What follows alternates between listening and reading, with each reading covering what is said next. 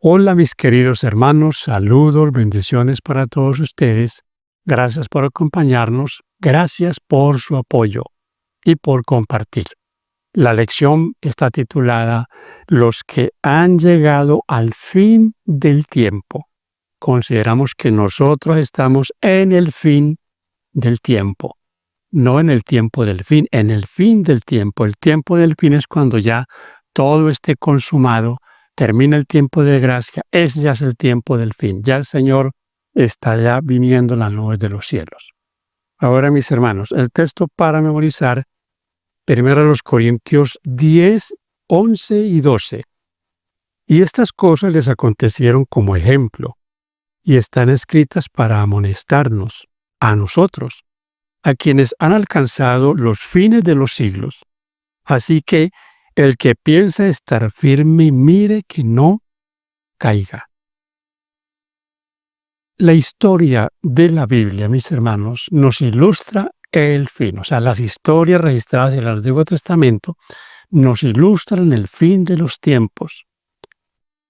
O sea, el diluvio, Sodoma y Gomorra, los cautiverios de Israel, las luchas de Israel, toda esa cantidad de momentos difíciles para este pueblo que Dios había elegido y que quedó escrito esto para amonestarnos a nosotros, para que no nos pase cosas que a ellos les pasaron por su rebeldía, por su desobediencia.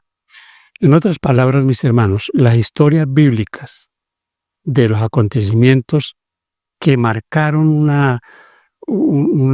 algo duro para el pueblo y para la humanidad, nos muestran también lo que va a pasar al final. Como vamos a ver en nuestro estudio, el Señor Jesús habló de esto, como los días de Noé, dijo él, como los días de Sodoma y Gomorra. Así que, bienvenidos a este comentario. Para el día domingo, nuestro estudio está titulado La ira del Cordero. Tenemos una lectura. Esta lectura está en Apocalipsis, en el capítulo 6, los versículos 12 al 17. Vamos a mirar qué nos dice aquí la palabra de Dios en cuanto a la ira del Cordero. Dice el texto: miré cuando abrió el sexto sello, y aquí hubo un gran terremoto, y el sol se puso negro como tela de silicio, y la luna se volvió toda como sangre, y las estrellas del cielo cayeron sobre la tierra, como la higuera deja caer sus higos cuando es sacudida por un fuerte viento. Y el cielo se desvaneció como un pergamino que se enrolla, y todo monte y toda isla se removió de su lugar. Y los reyes de la tierra, y los grandes, los ricos, los capitanes, los poderosos, y todo siervo y todo libre, se escondieron en las cuevas y entre las peñas de los montes.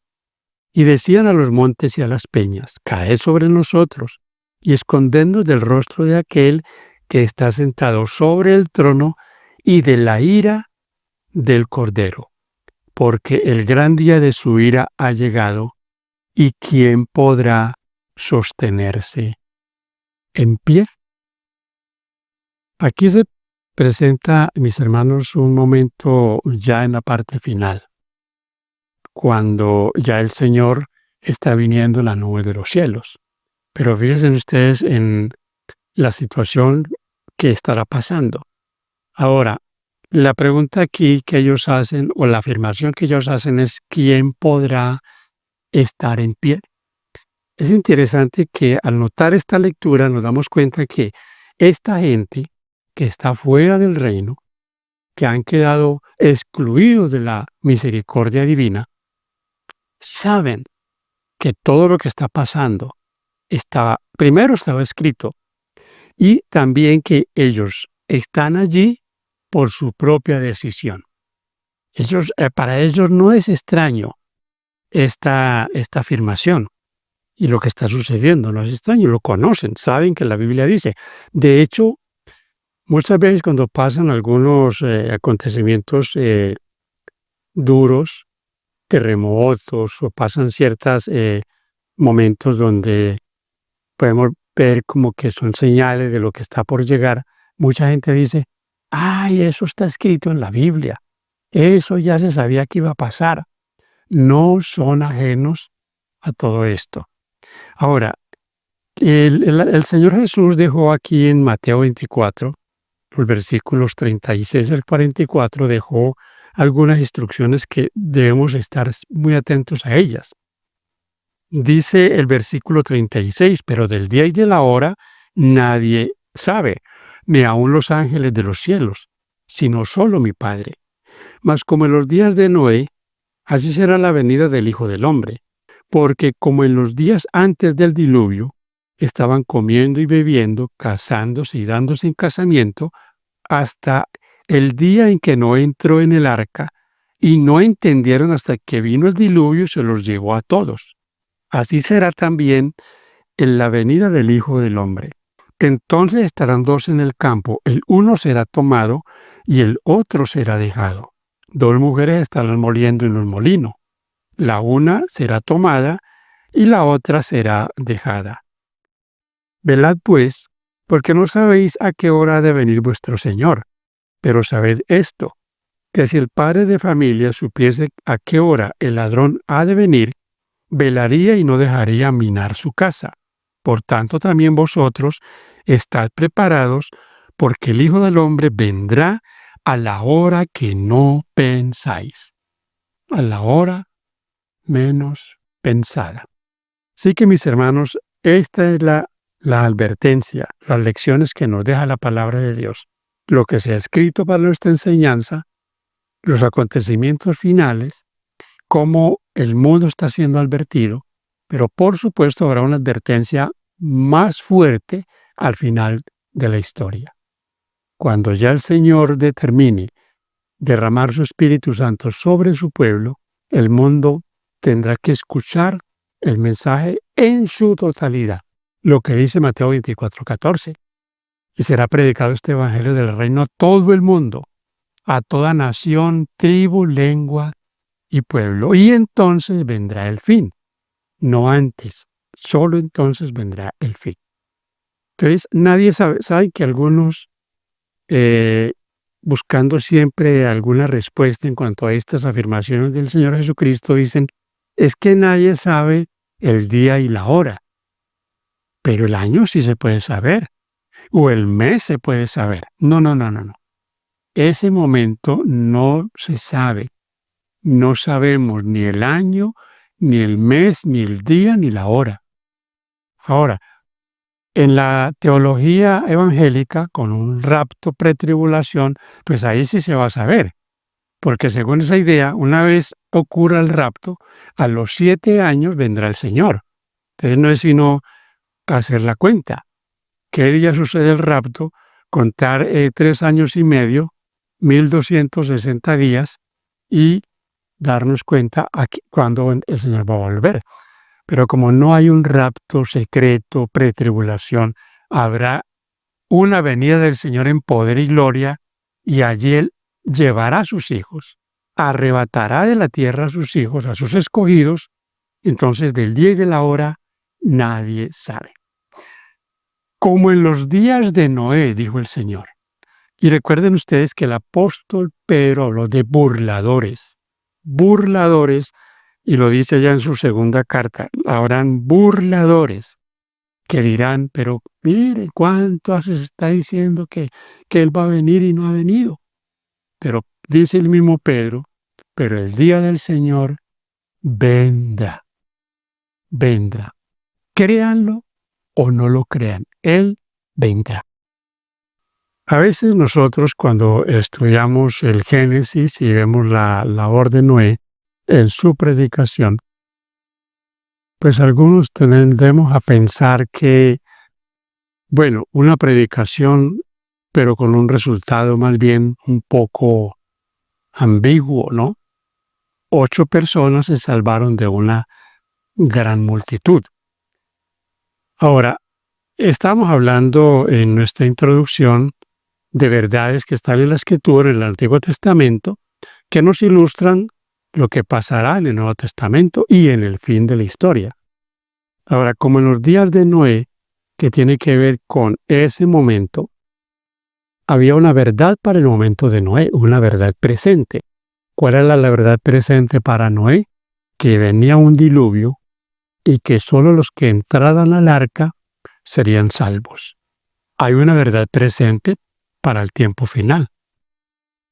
Adorar a Dios, volverse a sus mandamientos, a su ley, predicar el juicio que viene sobre esta tierra, que ha caído Babilonia, que es necesario salir de Babilonia, y el tercer mensaje, que quienes reciban la marca de Babilonia, quienes reciban las doctrinas falsas de Babilonia, también recibirán las plagas. Ahora es interesante que la Biblia nos dice en 2 de Pedro 3:5 que esta gente ignoró voluntariamente lo que estaba por venir. Hemos hablado de que la gente hoy ignora de manera voluntaria lo que está por venir sobre la tierra. Muchos saben, tienen esa percepción, algo va a pasar, está por pasar algo que sacudirá este mundo, pero no toman decisiones, porque no quieren abandonar su vida mundana, su vida pecaminosa, porque aceptar el Evangelio les implicaría eso. Pero en el fondo, aún practicando cosas que de este mundo nos separan de Dios, ellos quieren también que sean tenidos para el día final estar con el Señor. Entonces miren ustedes lo contradictorio. Con una mano tomados del mundo y con la otra tratando de tomarse del Señor. Vamos a leer aquí en Mateo, en el capítulo 24, los versículos 37 al 39. Dice, mas como en los días de Noé, así será la venida del Hijo del Hombre. Porque como en los días antes del diluvio, estaban comiendo y bebiendo, casándose y dándose en casamiento, hasta el día en que Noé entró en el arca. Y no entendieron hasta que vino el diluvio y se los llevó a todos. Así será también la venida del Hijo del Hombre. Lo que dice Pedro en su segunda carta, voluntariamente. Aquí dice, no entendieron o entendieron demasiado tarde. ¿Cuántos van a recordar las amonestaciones que se les dieron, los sermones que escucharon, las veces que fueron a conferencias, que fueron a cultos y están por fuera? Ahora, hablando un poquito de Noé y su predicación, algunos consideran que Noé como predicador fue un fracaso. Dios ya le había dicho cuántos iban a entrar al arca. Iba a entrar él, su esposa, sus hijos y sus esposas. Y fue exactamente lo que ocurrió. No entró nadie más. ¿Qué fue lo que sucedió? Al leer Génesis 6 nos damos cuenta de que era una generación totalmente pervertida, totalmente alejada de Dios. Dice allí que todo pensamiento de ellos era solo de continuo al mal. Mis hermanos, hoy tenemos 3 mensajes para darle al mundo.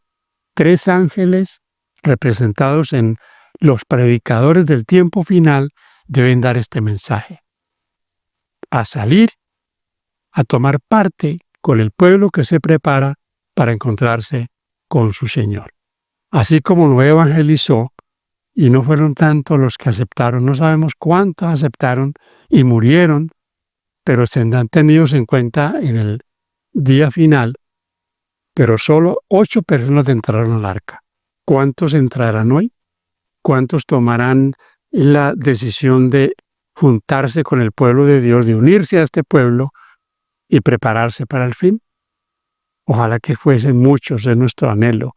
Por ahora estamos predicando y finalmente predicaremos con todo el poder de Dios. Muchos tomarán la decisión. Si bien es cierto, mis hermanos, en la parte final, que va a haber predicación con poder, y esperamos que muchos tomen la decisión, también es cierto que las multitudes tomarán el camino más fácil, el camino que no los llevará a comprometerse con nada, se irán con el mundo. Es triste, pero será así. Que Dios nos ayude a tomar la mejor decisión. Estudio para el día martes, la historia de Sodoma y Gomorra. Hemos venido mencionando en este estudio en este comentario esos dos momentos, el momento del diluvio y el momento de Sodoma y Gomorra. Vamos a hablar aquí un poco de Sodoma y Gomorra y la condición del pueblo. Tenemos varios textos en esta sección bien importantes. Segunda de Pedro 2, 4 al 11. Tenemos también a Judas 5, el 8 y a Ezequiel 16, 46 al 50. Pedro y Judas tienen un paralelo, es muy similar esta afirmación que hacen estos dos apóstoles en cuanto a la condición de la humanidad. Vamos a leer lo que dice en Segunda de Pedro 2, 4 al 11. Porque si Dios no perdonó a los ángeles que pecaron, sino que arrojándolos al infierno los entregó a prisiones de oscuridad para ser reservados al juicio, si no perdonó al mundo antiguo, sino que guardó a Noé pregonero de justicia con otras 7 personas, trayendo el diluvio sobre el mundo de los impíos. Y si condenó por destrucción a las ciudades de Sodoma y de Gomorra, reduciéndolas a ceniza y poniéndolas de ejemplo a los que habían de vivir impíamente, y libró al justo Lot, abrumado por la nefanda conducta de los malvados. Porque este justo que moraba entre ellos afligía cada día su alma justa, y oyendo los hechos inicuos de ellos, sabe el Señor librar de tentación a los piadosos y reservar a los injustos para ser castigados en el día del juicio, y mayormente aquellos que siguiendo la carne andan en concupiscencia e inmundicia y desprecian el señorío. Atrevidos y contumaces, no temen decir mal de las potestades superiores. Es interesante que luego si miramos Ezequiel 16, 46 y 50, vamos a mirar ahí algo sobre Israel. El Señor compara a su pueblo, a Jerusalén y a Israel, con Sodoma. Sodoma, tu hermana. Es tremenda la condición del pueblo de Israel. Era una condición, mis hermanos, uno diría, bueno, llegaron a parecerse tanto a las naciones vecinas que ya no había ninguna diferencia. Eran iguales. Sacrificaban hasta sus hijos a los ídolos. Entonces eso los llevó al Señor a amonestarlos de tal manera que ellos eran iguales o peores. Peores en el sentido de que tenían conocimiento de las verdades de Dios, pero las ignoraban y practicaban lo que practicaban los demás pueblos paganos. Eso, mis hermanos, es una fornicación espiritual. Fornicación espiritual. También vemos ahí una lectura con lo que dice el apóstol Pedro como Sodoma y Gomorra, puestos por ejemplo. Sodoma y Gomorra, ejemplo para los que habían de vivir para el tiempo final. Miraba yo la lección aquí, mis hermanos, y hacían una comparación con David. David cuando Natán le amonestó. David se sentía muy bien. Sentía que nada estaba pasando, que todo había quedado ya en el olvido, que su crimen, que su adulterio, pues eso ya no había problema. Y el Señor le envió un profeta para que lo amonestara. Es posible que nosotros también sintamos esa misma condición. Nos sintamos muy bien, voy a la iglesia, participo del culto el sábado, bueno, hago ciertas actividades que son propias de la doctrina, entonces estoy bien. Pero mis hermanos, ¿tendrá el Señor que enviarnos un Natán? Recuerden ustedes, este libro lo tenemos todos. Este libro nos ha sido enviado a nosotros. Este libro es para el pueblo, especialmente para el pueblo que profesa amar a Dios y guardar sus mandamientos. Para ellos es enviado esta amonestación.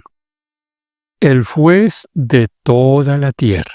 Mis hermanos, esta lección para el día miércoles nos habla de los juicios divinos y también nos habla de cómo Dios hace las cosas, cómo Dios advierte, cómo Dios comparte sus designios con sus siervos, los profetas. Génesis 18, 17 al 32 es la lectura central para esta sección. Lo importante aquí, mis hermanos, y es una historia muy bonita cuando se presentan 3 mensajeros a Abraham para darle a conocer, el Señor le da a conocer lo que él piensa hacer, cómo le va a dar descendencia, pero también lo que va a pasar con Sodoma y Gomorra. 3 mensajes, 3, por decirlo así, ángeles, aunque dice que ahí va Dios con ellos, con estos mensajeros. Entonces, mis hermanos, estos 3 mensajeros también tienen una representación muy, y hemos venido hablando de eso, muy clara en Apocalipsis. Apocalipsis capítulo 14. Ahora, el juez de toda la tierra, dijo Abraham, el juez de toda la tierra no hará lo que es justo.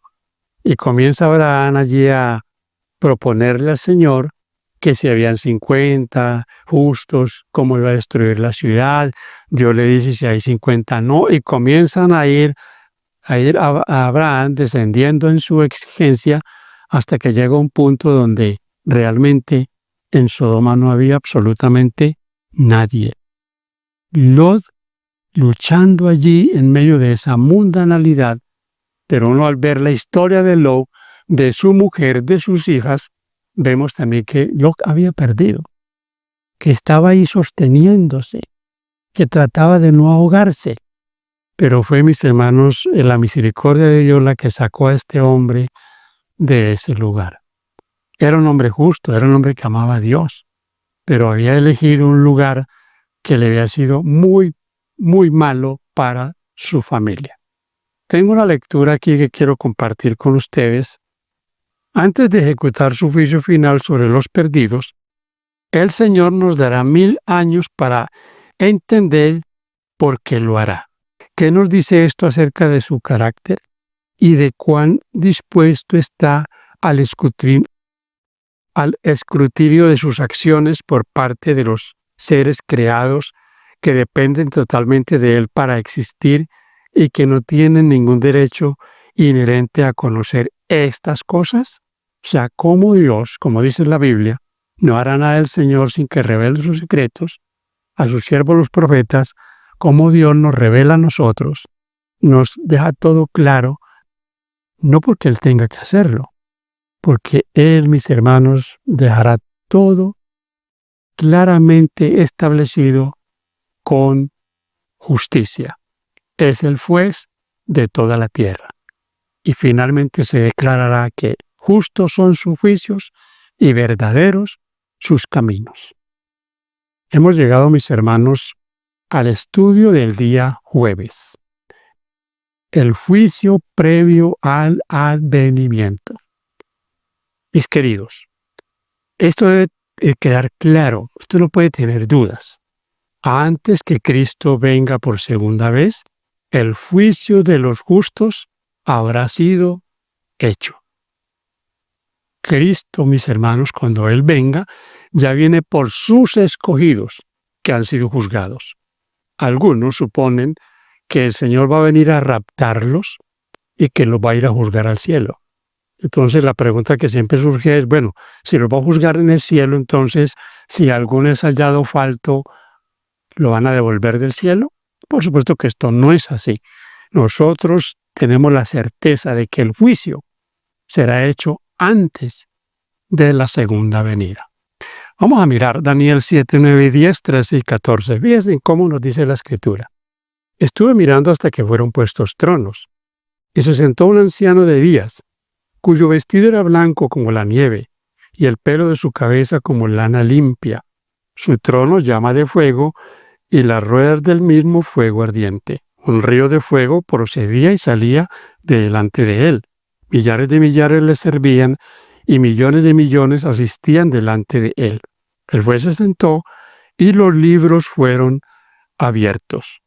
Versículo 13 y 14. Miraba yo en la visión de la noche, y aquí con las nubes del cielo venía uno como un hijo de hombre, que vino hasta el anciano de días, y le hicieron acercarse delante de él.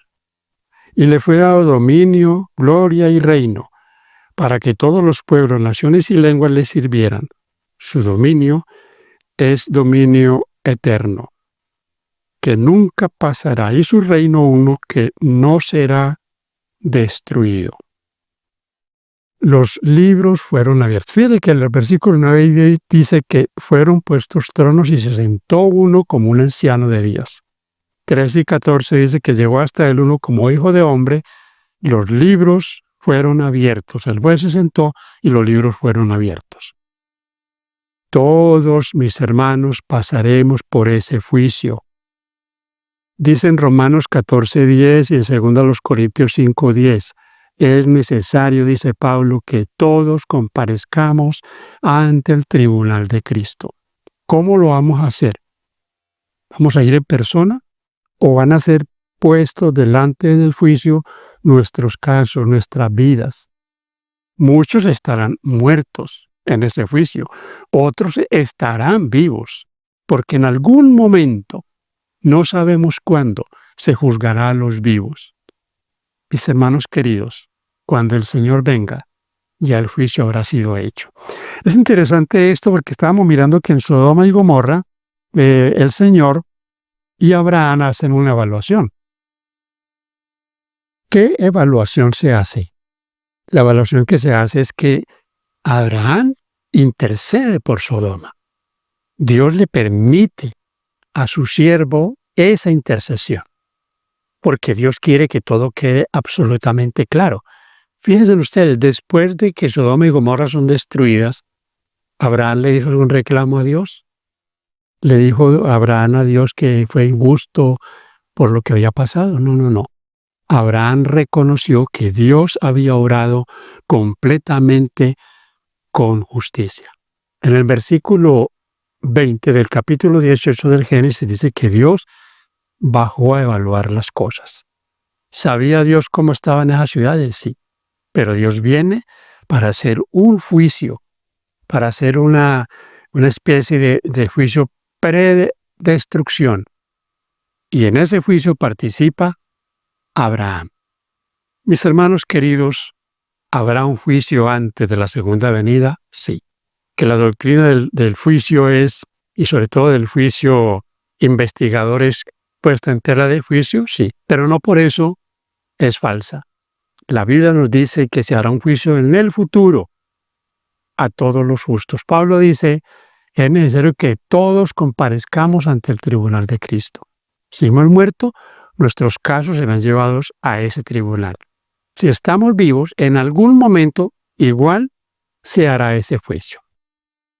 Ya en la parte final, la parte para el día viernes, tenemos una lectura. Se nos invita a leer las páginas 100 y 101 del libro Patriarcas y Profetas. Este capítulo está titulado El Diluvio. Voy a leerles una parte de aquí. El sumo sacerdote no puede defenderse a sí mismo ni a su pueblo de las acusaciones de Satanás. No sostiene que Israel esté libre de culpas. En sus andrajos sucios, que simbolizan los pecados del pueblo, que él lleva como su representante, está delante del ángel confesando su culpa, aunque señalando su arrepentimiento y humillación y fiando en la misericordia de un Redentor que perdona el pecado. Con fe se aferra a las promesas de Dios. Las acusaciones de Satanás contra quienes buscan al Señor no son provocadas por el desagrado que le causen sus pecados. El carácter deficiente de ellos le causa regocijo porque sabe que solo si violan la ley de Dios puede dominarlos. Sus acusaciones provienen únicamente de su enemistad hacia Cristo por el plan de salvación. Jesús está quebrantando el dominio de Satanás sobre la familia humana y rescatando almas de su poder. El hombre no puede por sí mismo hacer frente a estas acusaciones del enemigo. Con sus ropas manchadas de pecado, confiesa su culpabilidad ante Dios.